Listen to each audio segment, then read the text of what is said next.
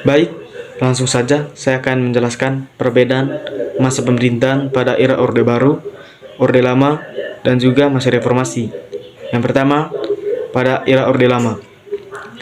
Orde Lama dimulai pada tahun 1950 sampai 1966. Didominasi oleh Soekarno. Kebijakan politiknya didasarkan pada konsep demokrasi terpimpin. Ekonominya didasarkan pada konsep ekonomi terpimpin yang lebih tertutup. Sentralisasi kekuasaan politik di tangan presiden, menekankan nasionalisme dan ketahanan nasional. Yang kedua, Orde Baru.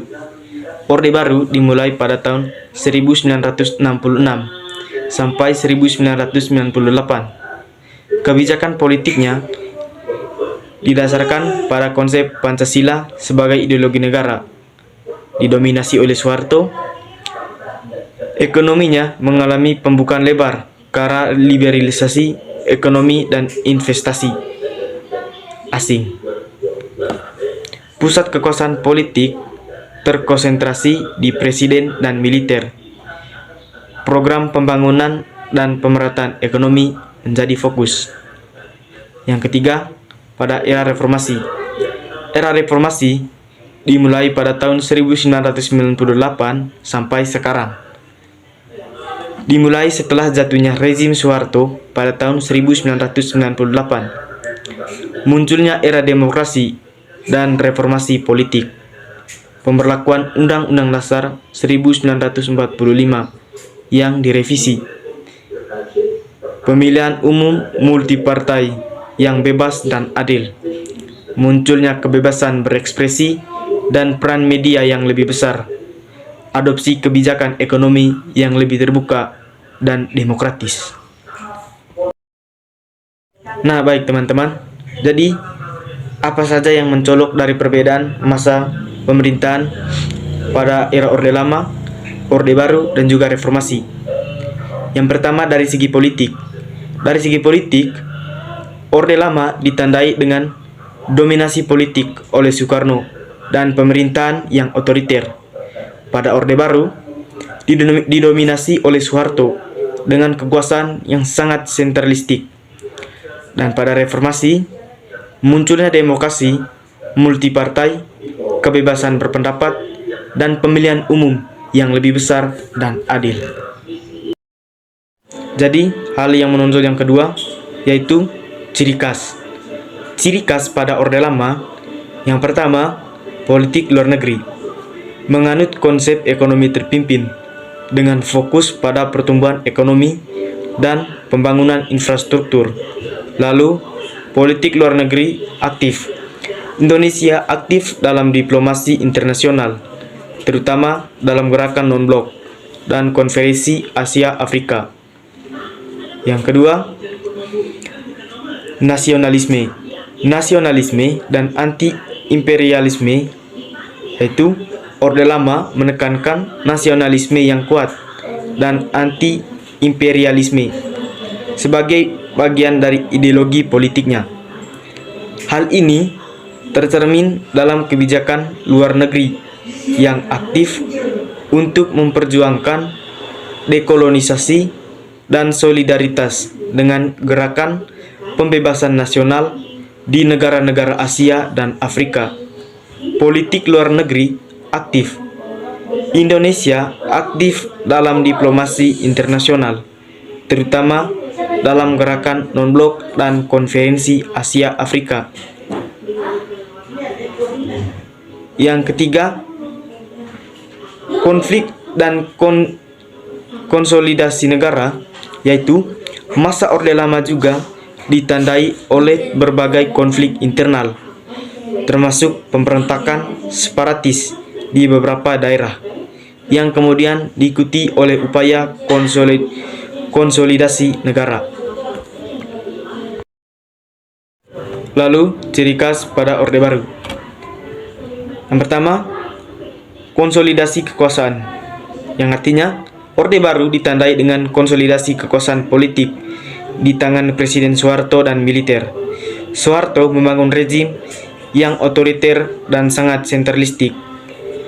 Yang berikut, ideologi. Pancasila sebagai ideologi negara. Pemerintahan Orde Baru menekankan pentingnya Pancasila sebagai ideologi negara yang harus dijunjung tinggi oleh semua warga negara. Yang berikut, ekonomi. Ekonomi terbuka dan liberalisasi. Orde Baru melanjutkan kebijakan ekonomi yang lebih terbuka, liberal, dan berorientasi ekspor, berbeda dengan ekonomi terpimpin yang dianut oleh Orde Lama. Lalu, ciri yang berikut yaitu deregulasi dan privatisasi. Pemerintahan Orde Baru mendorong deregulasi dan privatisasi untuk mendorong pertumbuhan ekonomi dan investasi asing. Yang berikut, pembangunan infrastruktur. Pada Orde Baru, yaitu Orde Baru melakukan pembangunan infrastruktur yang besar-besaran seperti jaringan jalan, irigasi, dan pembangkit listrik, meskipun seringkali terjadi korupsi dan pemborosan dalam proyek-proyek tersebut. Lalu yang berikut, politik dan media. Pengendalian politik dan media. Pemerintahan Orde Baru melakukan pengendalian ketat terhadap politik, media, dan oposisi politik, seringkali menggunakan intimidasi dan represi terhadap lawan politik. Lalu, ciri khas dari masa reformasi. Yang pertama, demokratisasi. Reformasi menciptakan era demokrasi multipartai di Indonesia dengan pemilihan umum yang bebas dan adil serta kebebasan berekspresi yang lebih besar. Yang kedua, politik. Desentralisasi politik, yaitu munculnya kebijakan desentralisasi yang memberikan lebih banyak kekuasaan kepada pemerintah dan masyarakat setempat.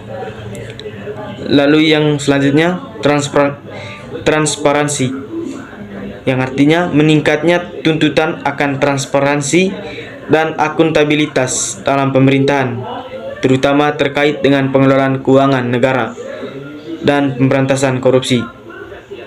Lalu yang berikut, reformasi konstitusi, yang artinya dilakukannya amandemen pada Undang-Undang Dasar 1945 untuk memperkuat prinsip-prinsip demokrasi, hak asasi manusia, dan otonomi daerah. Lalu yang berikut, polarisasi politik. Munculnya polarisasi politik dan meningkatnya pertarungan ideologis antara berbagai kepentingan politik dan sosial di HAM di Indonesia. Yang berikut, HAM. Lebih banyak perhatian terhadap perlindungan hak asasi manusia dan penuntasan kasus-kasus pelanggaran HAM masa lalu. Yang berikut, pemulihan kebebasan sipil. Terjadi pemulihan kebebasan pers, organisasi, dan berserikat yang pernah dibatasi selama masa Orde Baru. Yang berikut, reformasi konstitusi. Dilakukannya amandemen pada Undang-Undang Dasar 1945 untuk memperkuat prinsip-prinsip demokrasi, hak asasi manusia, dan otonomi daerah. Selanjutnya, perbandingan. Pada Orde Lama, menekankan nasionalisme, anti-imperialisme, dan solidaritas dengan gerakan pembebasan nasional di Asia dan Afrika. Dan pada Orde Baru, fokus pada modernisasi, pembangunan infrastruktur, dan promosi budaya konsumerisme. Lalu, pada era reformasi, lebih banyak kebebasan berekspresi dan diversifikasi budaya dengan masuknya budaya populer global. Selanjutnya, pemerintahan. Pemerintahan pada Orde Lama yaitu kekuasaan politik terpusat di tangan presiden dengan sistem pemerintahan yang sentralistik. Lalu, pada Orde Baru, sentralisasi kekuasaan di tangan presiden dan militer dengan kontrol ketat terhadap politik dan media. Dan pada era reformasi, lebih mendukung desentralisasi kekuasaan dan otonomi daerah, serta meningkatkan transparansi dan akuntabilitas. dalam pemerintahan. Yang terakhir, kesimpulan. Jadi kesimpulannya, ciri-ciri ini mencerminkan dinamika politik dan sosial di Indonesia pada periode pasca kemerdekaan, di mana negara sedang berusaha untuk membangun identitas nasional dan menghadapi berbagai tantangan dalam membangun negara baru. Itu saja penjelasan dari saya mengenai perbedaan masa pemerintahan pada Orde Lama, Orde Baru, dan Reformasi. Kiranya dengan saya membuat video penjelasan ini dapat berguna bagi kita semua. Sekian dan terima kasih.